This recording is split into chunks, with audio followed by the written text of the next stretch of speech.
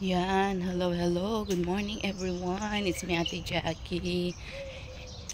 Hi, April 13 na. Okay, so walking tayo until the bus station. At Saturday ngayon. So, kailangan natin magsimba. Saturday kasi ang simba dito. So, thank God. Napakabuti niya. At kahit pa paano may off tayo para makapagpuri at magpasalamat sa ating Diyos na buhay. So, dumaan ako sa park para ma-shortcut. At may the Lord, God bless you. So, now continue to pray, continue to go on with God.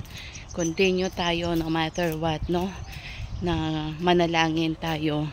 Alam po natin na maraming mga dumarating na problema, dumarating na mga sakuna.